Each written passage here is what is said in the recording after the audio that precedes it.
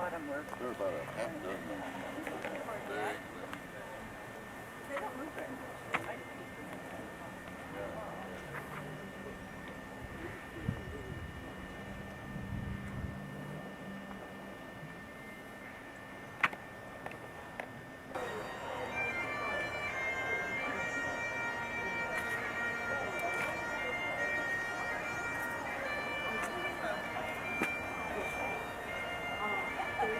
Hey, Ward.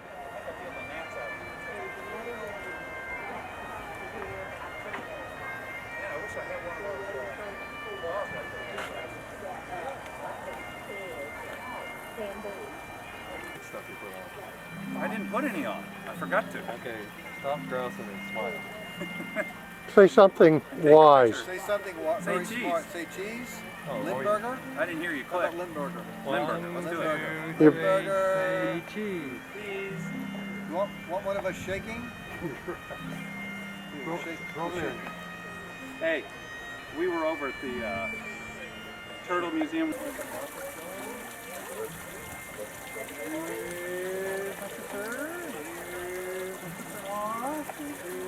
Which one? Tell Bill to put it down. Hey, put the camera down, Beth. Yeah.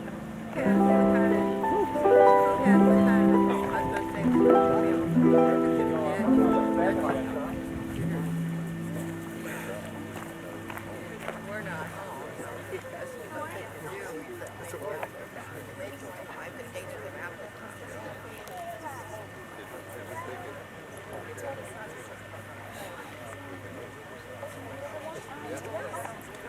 Oh, Bill's gonna sit there? Oh, Bill, we got one coming too.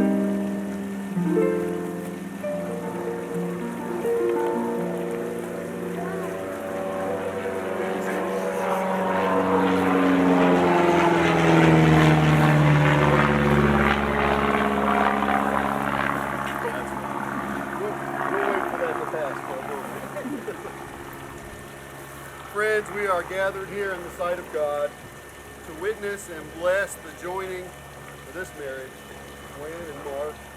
What a blessing it is that we come together to share in this wonderful union that God has put together and that we have the privilege of being witness to today. As I spoke with them yesterday, I want to pass on that they are so very thankful for all of you coming and for your being here.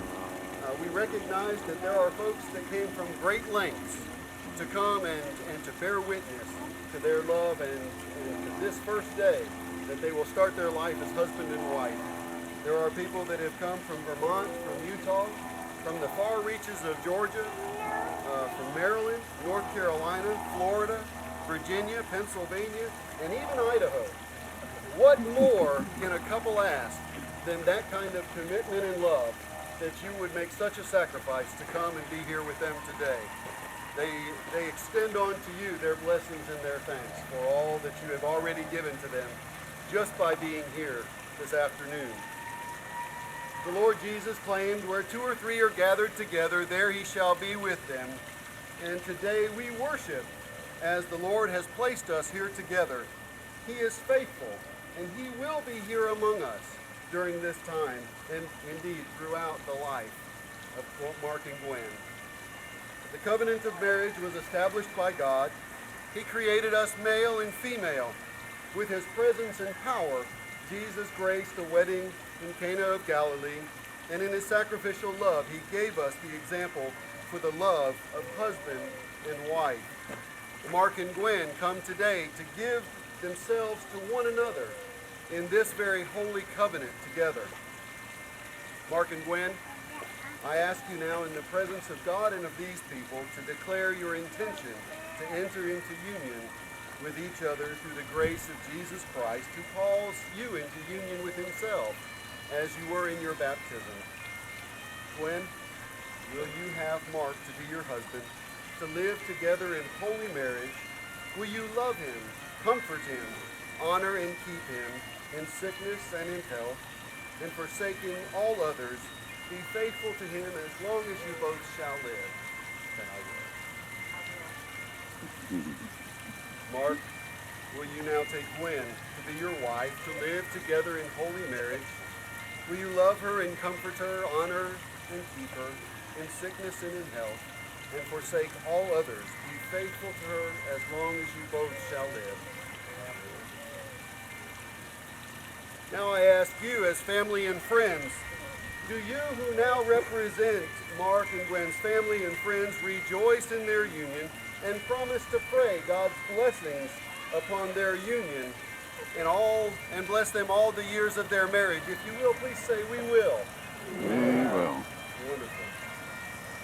Let me read to you now Paul's words as were written to the church in Rome from the 12th chapter. Don't just pretend that you love others. Really love them. Hate what is wrong, stand on the side of good, love each other with brotherly affection, and take delight in honoring each other. Never be lazy in your work, but serve the Lord enthusiastically. Be glad for all God is planning for you. Be patient in trouble and prayerful always. When God's children are in need, you be the one to help them out. And get into the habit of inviting guests home for dinner, for